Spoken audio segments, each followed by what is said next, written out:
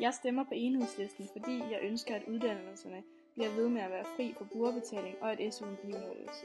Dette gør, at alle vil have mulighed for at kunne tage en uddannelse, og det skaber lighed. Jeg stemmer på Enhedslisten, fordi jeg synes, at dyrevelfærden i Danmark skal forbedres markant.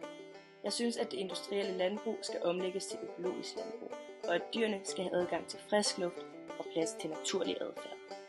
Jeg stemmer på Enhedslisten, fordi jeg mener, at de har et godt syn på arbejdsmarkedet og en sund politik i forhold til at løse arbejdsløsheden i Danmark. Jeg stemmer på Enhedslisten, fordi jeg mener, at et samfund, hvor alle er lige, er et sundt samfund, og fordi jeg ønsker, at goderne i samfundet skal være ligeligt fordelt.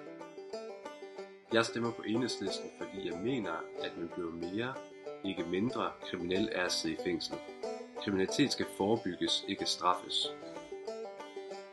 Jeg stemmer på Enhedslisten, fordi jeg ønsker mere og billigere økologi, og det er den eneste sikre vej til sunde naturlige fødevarer og et godt miljø.